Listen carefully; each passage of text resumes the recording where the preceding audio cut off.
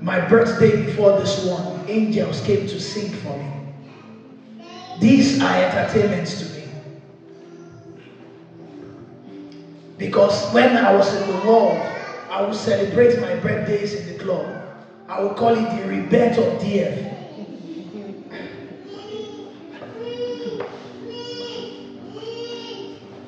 So when I entered into alignment with God, I now started to celebrate my birthday in fast and prayer. Why won't angels sing for me? Another person can do it and they will not get the privilege of angels singing, because from infancy they've known that way. But because God knew what you left, God knew where I would have been, God knew my level of obedience and alignment to follow Him just because of one day encounter.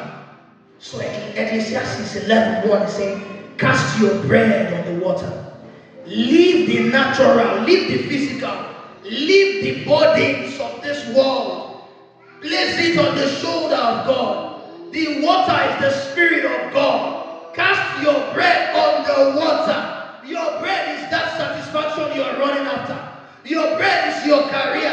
Your bread is your marriage. Your bread are the worries you carry about your children. Can you cast it on the water, on the Spirit of God, on the mind of God, on the altar of God? He said you will find it again after many days. The problem is that you are scared of casting your bread on the water. Why? Because you think it will disappear. And you have forgotten that if you want to walk with God, the bread has to be soaked in the water. Body on the cross was the bread. He was pierced on the side. Blood and water came out. That is the bread that has been cast on the water. That when you bring out and you squeeze, you find water.